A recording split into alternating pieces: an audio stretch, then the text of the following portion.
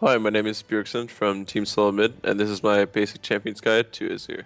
Azir in solo queue can be really hit or miss because he's kind of reliant on your team to help you start the fights. If you Shurima in, you're kind of just suiciding, but if your team can start the fight, Azir can be a ridiculous hyper carry that can just carry team fights 1v5, especially late game. So in terms of, he pretty much always has a win condition in solo queue. You can always come back just because his scaling is so good, and you can always stay powerful throughout the game. His landing phase is also really strong, but it is kind of hard to force kills either in your lane or around the map. The only way you can really do it is with the Shurima-shuffle, but again, it puts you in a risk, and if they have flash up, it's still really hard to get it.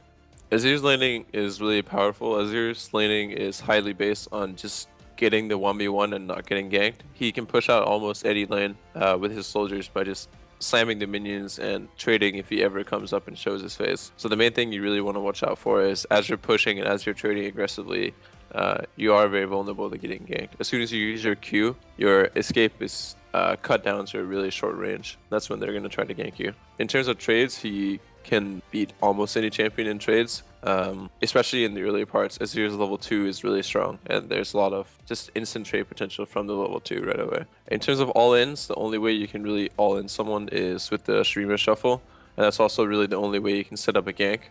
It's really useful to put a soldier in the middle of the lane and potentially start hitting the minions, and then as they come up, you can look for the Shurima-shuffle. But Azir is more about just pushing in your opponent, forcing him to farm on tower, looking to take his tower or just take a lot of control over the lane and getting a lot of farm and playing off your power spikes.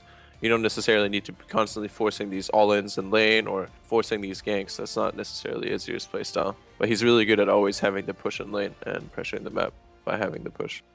Azir's team fighting takes a lot of games because he can work as just a complete backliner and just hit the nearest target and do a ton of damage, or you can go in with Shurima-shuffle and just get that perfect setup for your team and win the team fight that way.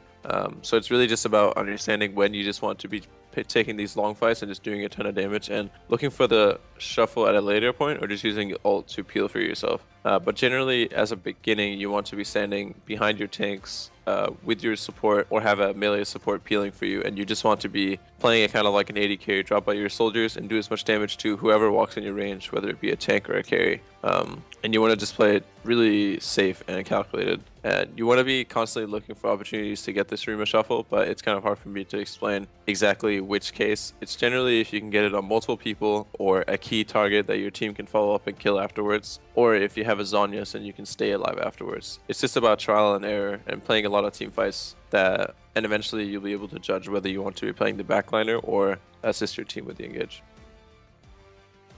For runes, I go AP Quints, HP scaling yellows, CDR scaling blues, and attack speed reds. The attack speed reds benefit Azir a lot for his early push and just his overall damage in team fights because they mostly come from the auto attacks from his soldiers. You can also run Magic Pen, which players like Febiven and Faker do. You can try both attack speed and Magic Pen and see what fits you best. For the masteries, I like to run 12-18-0. I choose to go Savagery over Wanderer just for the CSing when you don't have your soldiers. It's mostly for the early game or when you don't have blue buff. You don't want to always rely on your soldiers to net you CS, and I feel like that extra like 5 damage just often is the difference between getting a CS or losing it, whereas the slightly more movement speed out of combat is nice, but sometimes I'd probably say I get like 10 more CS in a game just by having Savagery. I go Merciless over Meditation just because I usually get blue buff a lot in solo queue, or if I'm not getting blue buff, I compensate by buying 2 Doran's rings and just conserving my mana at the right time. I think Merciless just increases your damage by a lot, and I don't like to give it up for just some mana. Overall, everything else is pretty standard. Thunderlord's Decree works really well with this here once he starts to get some attack speed. Azir skill order is pretty standard. You always want to go W at level 1, Q at level 2. I personally like to always go E at level 3 because the Q increases by 20 damage on the next rank. So being able to have that escape in case I get ganked or jumped on versus having 20 extra damage from my next trade, I just prefer the safety. Overall, you always want to be maxing Q into W into E and getting your ult whenever possible. Getting the W max second is really helpful for just having more soldiers, which is Azir's main damage output. For Azir's Ardent build, you always want to start Doran's Ring. Azir has really strong early laning and early trades, so you don't want to go for something that's slightly weaker like Corruption Potion. Generally, you want to start building towards Stinger and Nashor's Tooth as your first item.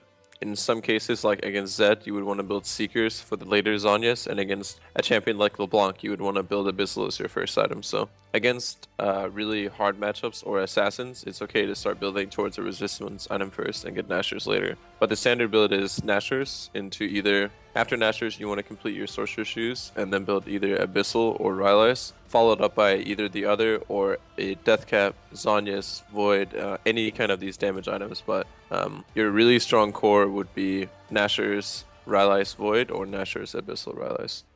Thanks for watching this basic champion guide. Make sure to check out the rest of the guides at lolclass.com.